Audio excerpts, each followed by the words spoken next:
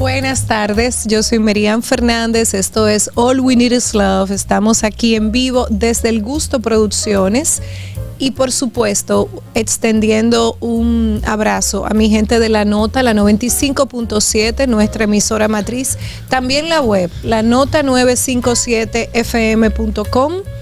Pueden vernos en Vega TV, canal 52 de Altiz, 48 de Claro y por supuesto pueden unirse a nuestra comunidad en YouTube y los episodios en Spotify, All We Need Is Love RD. De ahí hacemos un en vivo que pueden conectarse como ahora mismo, pero pueden unirse y como siempre los invito a tener esta comunicación, esta conversación que me parece que es lo lindo de YouTube, de Spotify. Pueden también descargar Dominican Network y pueden vernos por ahí y pueden vernos también por TV Quisqueya, que lo transmiten en otro horario. Dicho esto, doy gracias siempre a Dios por incluirme en esta vida, por esta oportunidad que me da, por la apertura y la humildad de mis invitados, que en este caso vuelvo a tener la oportunidad de tener este ritual de conocer a mi invitado junto con nuestra audiencia, con nuestra comunidad, y doy gracias por ello. Francisco Tavares es periodista, es analista político, es profesor universitario y es creador de multimedios El Demócrata. Y es una persona que pues mucha gente admira, un emprendedor joven, una persona coherente, valiente, con una, como siempre digo yo cuando traigo personas aquí que me inspiran, con esa fuerza interna que es tan necesaria, ese espíritu para uno seguir adelante. Y le doy la bienvenida a Francisco, porque yo creo que el acto más revolucionario en la vida es seguir adelante. Bienvenido, Francisco. Muchas gracias, Marian, de verdad que un honor estar aquí, gracias por la invitación y compartir contigo esta discusión y esta conversación a propósito de los contenidos tan disruptivos que siempre has hecho, diferente, y para mí es un privilegio. Ya mucho tiempo escuchándote y viéndote en los medios con la calidad, la permanencia, la consistencia, y de verdad que es un privilegio coincidir contigo. Francisco, yo quiero que la gente, mi público te conozca un poquito, pero no quiero hacerte preguntas como muy literales. Entonces yo te voy a ir diciendo frases y tú me vas diciendo tu punto de vista. Wow, qué interesante. ¿La salvación es individual? Pienso que sí, pero no estamos preparados muchas veces, Marian, para salvarnos individualmente, porque es un acto de egoísmo muy irresponsable. Hay que salvarse a uno mismo siendo muy responsable, y creo que la mejor manera de expresarlo, y la audiencia también me imagino que va a hacer clic, es siendo empáticos a partir de la integridad. Es como cuando nadie te ve. Imagínate que vas transitando por una autopista donde no existen policías, semáforos, cámaras, pero te escriben una sola vez las reglas de juego para no cometer infracciones.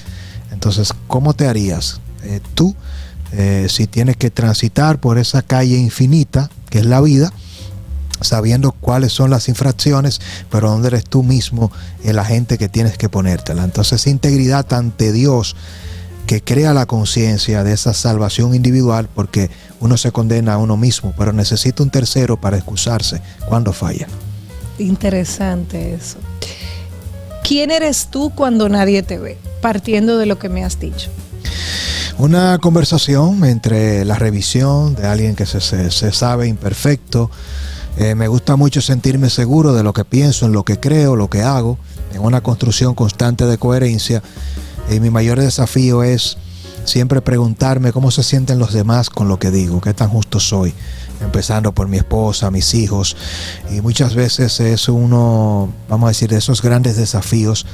Y en mi caso me siento siempre pleno de la conciencia de equivocarme, pero nunca de manera premeditada para hacerle daño a nadie. Cuando me equivoco, trato de hacerlo de manera que no planifique dañar. Y yo creo que es la diferencia. Cuando tú decides salir de la casa o hacer el ejercicio de la comunicación, del periodismo, donde la parte más difícil de la profesión que comparto contigo y con tantos colegas, es que llega un momento en que nos sentimos con el derecho de juzgar a los demás y somos muy sensibles cuando nos juzgan a nosotros. Sí. Entonces es como tener que fijar posición, porque también a la audiencia hoy día le gusta mucho que tú fijas posición, y cuando fijas una posición a veces lo haces condenando a los demás. Entonces me gusta verme en un ejercicio donde no existe el personaje. El demócrata es una marca, más no un personaje. Siempre estoy consciente de ello. Dijiste algo que coincido contigo y me gustaría profundizarlo por el tipo de trabajo que haces público y el trabajo que yo hago público, porque tocaste una tecla interesante. Mi mayor desafío, cómo se sienten los demás con lo que digo. ¿Se puede ser justo? ¿Se logra ser justo en la vida con lo que decimos, con lo que hacemos frente a los demás? Yo creo que, para ser sincero, eso de ser justo o no tiene que ser un aspiracional. Entonces yo creo que lo que sí siempre debe acompañar a alguien que no quiere dañar es saber que es lo suficientemente fuerte cuando cuestiona y lo suficientemente también fuerte para darle la oportunidad a quien cuestiona para que responda, y no cerrar la puerta cuando uno entra o sale. Entonces nunca cerrarle la puerta a ese funcionario público, a ese servidor, a esa persona que públicamente uno cuestiona, porque no se juzga a las personas sino a los actos. Entonces aplicar la justicia. La justicia parte siendo justo de eso, de que yo abro la puerta, veo un escenario, te digo, bueno, creo esta cosa o aquella, esta persona falló, debe ser juzgada, cuestionada, debe rendir cuentas o no, en cualquier ámbito, pero uno tiene siempre que dar la oportunidad de que no sea palabra de Dios, porque lo que tú estás diciendo, aún tengas pruebas, puede ser muy subjetivo a cosas ocultas que muchas veces no se socializan. Y lo peor, Marian, es que quien hace el ejercicio de exponer las ideas cuando lo comunica en un medio público, radio, televisión, redes, en cualquier ecosistema digital, análogo, a veces omite información que no es conveniente para los fines de la historia que quiere contar o que quiere transmitir. ¿Y tú te has visto en una posición donde dices algo que has hecho sentir mal a alguien? En el entendido de lo que decías, de que tu mayor desafío es justamente que la gente no se sienta mal con lo que dices, con lo que expones. Sí, claro que sí. ¿Has pedido perdón? ¿Has pedido perdón? No es necesariamente quizás pedir perdón, porque creo que el perdón en el ejercicio de la comunicación debe pedirse cuando uno lo personaliza. Creo que al final de cuentas, qué sé yo, tú miras un caso de repente como Jean Alain, para poner algo y que no sea necesariamente abstracto, para graficarlo, y de repente yo te digo, bueno, Jean Alain puede ser muy buen padre, puede ser muy buen esposo. El hecho de que él haya fallado a la sociedad como procurador no significa que para su esposa él no sea un gran marido y que para su madre no sea un gran hijo. Entonces yo no juzgo nada personal. Y por eso, dicho sea de paso, poniendo un ejemplo de alguien que estaba enfrentando el escrutinio público, un proceso de judicialización, entonces no podemos imaginarnos que Jean Alain falla en toda su vida personal. Pedirle perdón cuando tú dices, bueno, tiene que pagar con la cárcel, responder por sus hechos, tiene que ver con las infracciones que la ley penaliza en cuanto a sus funciones públicas. Luego, todo lo que puede hacer esa persona, que en este caso le puedes poner el nombre de cualquiera, tú dices, pero falló en el ámbito personal. No, entonces yo trato de cuidar ese aspecto y también hacer un ejercicio de balance. No toda persona que falla en una función pública, si es un político, un funcionario, un servidor público, lo hace en otros aspectos de su vida, y no todo es malo. todos los presidentes y figuras que pueden estar pasando por momentos de escrutinio por prácticas que riñen con la ley o con la ética, han fallado en ese sentido, y uno también trata de darle la oportunidad de ver la otra cara de la moneda. Sí me he sentido mal en algún momento determinado, y he tenido esa conversación conmigo mismo cuando quizás he sido demasiado fuerte o implacable en un momento determinado, y cuando esa persona tú la ves en el tiempo como que ha recibido el embaste de toda la sociedad, la crucifixión. Entonces tú dices, bueno, quizás yo fui parte también de eso y se ha exagerado precisamente la nota, y se puede cargar mucho cuando hay casos que contrastan y tú dices, bueno, pero con esta persona no he sido igual de implacable, y ahí es cuando comienza también el balance de qué tan vamos a decir qué tan objetivo uno es para juzgar casos parecidos cuando involucra a personas distintas. Hay una frase que a mí me da mucha risa. Quiero saber tu punto de vista, Francisco, y es: la gente quiere que te vaya bien, pero nunca mejor que ellos. Eso se da hasta en las mejores familias. Así es. En las mejores familias, los hermanos, es la naturaleza del ser humano. Tienes hermanos, hermanas, y de repente un hermano o una hermana mayor que tú toma decisiones incorrectas. Tienes el mismo parentesco, el mismo ADN, nace del mismo vientre, el mismo acceso a la educación, vas al mismo colegio, a veces a la misma universidad. Otras veces el hermano o el ser humano que destaca más dentro de la familia, que se supone que donde eso no debería darse, quien fracasa tiene las mejores atenciones de los padres, tiene de repente la mayor inversión, lo apoyan, falla y lo admiten, y esa persona fracasa en algunos aspectos económicos, profesionales, y tú de repente, sin tener el acompañamiento, el apoyo, sin ir a esa universidad privada, sin viajar fuera del país, sin tener la beca, vienes siendo un hermano menor, una hermana menor, y te destacas, emprendes, tienes éxito, y al final de cuentas el conflicto familiar termina siendo que esa persona que tuvo los mayores privilegios y que fracasó porque no hizo la tarea correctamente, porque no se dedicó, se desenfocó. Muchas veces el sexo, el alcohol, errores, el exceso de placer. Y cuando tú te entregas a eso, entonces el tribunal que se arma termina condenándote por un solo culpable, que es tu éxito. Entonces el contraste es ese. A veces muy pocos seres humanos estamos listos para asumir nuestra responsabilidad.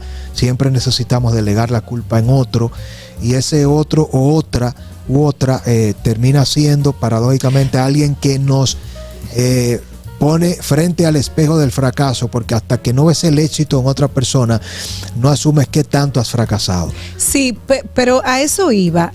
¿Tú crees que la gente genuinamente se alegra por el éxito del otro?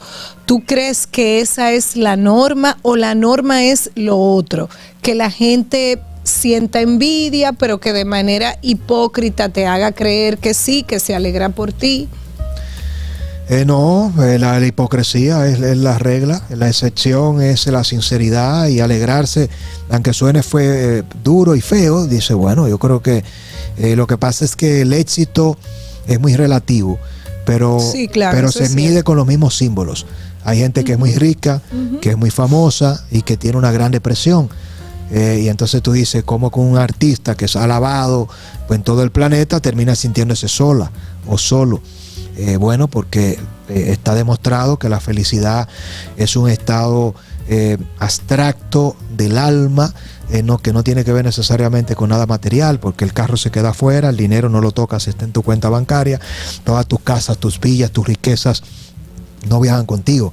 Entonces, cuando tienes conflictos dentro de tu ser, y a veces entra ese tema del corazón y el cerebro, cómo lo racional y lo emocional confluyen al mismo tiempo, uno termina perdiendo la perspectiva de qué me hace feliz, y uno quiere parecerse a esa otra persona, creyendo que esa persona que tiene éxito económico, financiero y reconocimiento es feliz. Y entonces comenzamos a manifestar ese rechazo desde un ejercicio de frustración, y eso se convierte en una especie de aspiracional. Por eso la pregunta es sumamente interesante y creo que todos aspiramos a tener lo que otros tienen, a parecernos a esas otras personas. Es lo que paradójicamente mueve al mundo, porque nos hace comportarnos como creemos que los otros se comportan para llegar a tener el éxito que ellos tienen, y cuando llegamos allí nos damos cuenta paradójicamente que esa persona no es feliz ni nosotros tampoco, y se nos va la vida. ¿Tú crees que la verdad siempre sale a la superficie, Francisco? Y cuando digo la verdad, a ver, no se trata de un absoluto, pero por ejemplo, mira, a mí me pasó algo haciendo el trabajo que hago. Yo hacía conversaciones sobre el futuro, me tocó un invitado, una persona que me encantó. De hecho, la entrevista está en YouTube. Me encantó poder compartir, hasta canté con ese invitado, poder compartir con él. Hubo un momento de la entrevista en que ni recuerdo qué fue lo que le pregunté, pero una de las cosas que él comentaba, que él penalizaba, era cuando un adulto pues abusa de un menor, y luego esa persona se vio en esa situación, una cosa muy dolorosa, y yo me quedé como, ¿sabes? De esas cosas que tú dices, Dios mío. Y yo te voy a decir algo, yo no sabía, o sea, no es que no sabía, yo no recordaba que yo había tenido una entrevista donde esa persona había dicho eso. Fue alguien de la audiencia que me escribió por una red social y me dice, busca el minuto tal para que veas lo que fulano responde.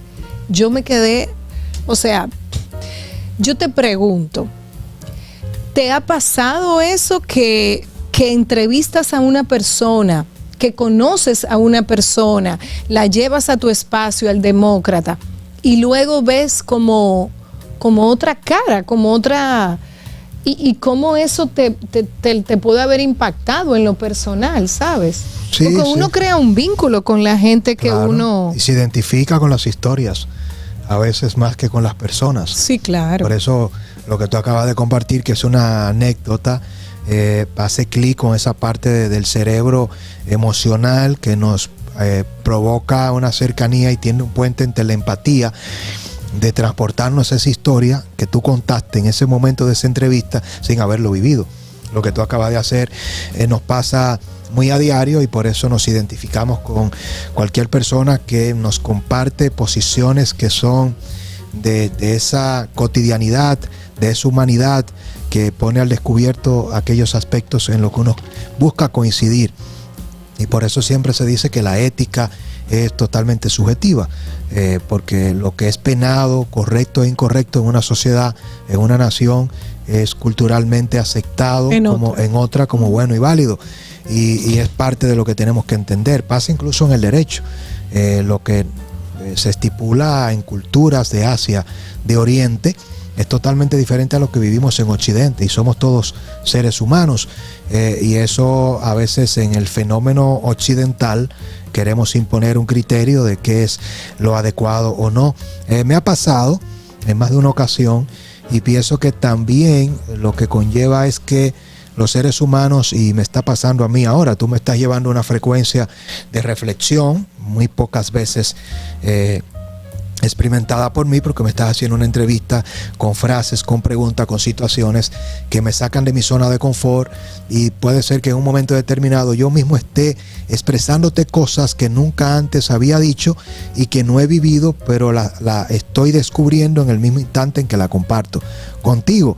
Entonces aprendemos y nos damos cuenta que conocemos cosas que no sabemos que sabíamos, y eso es un poco el ejercicio cognitivo de cuando tu subconsciente e inconsciente comienza a hablar con el consciente, y muy pocas veces eso se da porque la cotidianidad y el pragmatismo nos lleva a que seamos muy repetitivos.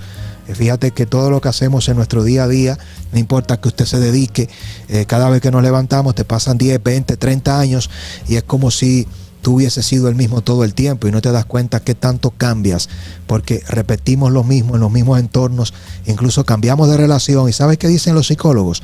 Que cuando tú terminas con un trauma, con una pareja, un esposo, un novio, una relación muy cercana, y no haces un cierre adecuado, entonces tú terminas casándote o emparentándote o relacionándote con otra persona, hombre o mujer, y terminas repitiendo la misma historia, porque totalmente. Al final incluso aprendemos a comportarnos y a repetir las mismas cosas que nos hicieron separarnos de esa persona. A veces adoptamos en un efecto reflejo aquellas cosas que nos hacen distanciarnos de personas que queremos.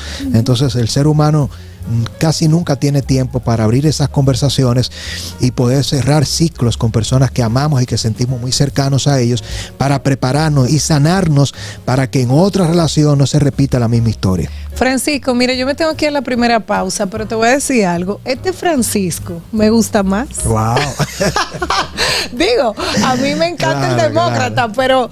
pero este es, o sea, de verdad, mira. Qué bueno, gracias. Qué privilegio tenerte aquí. Ya volvemos con Francisco Tavares. No pongas el amor en pausa.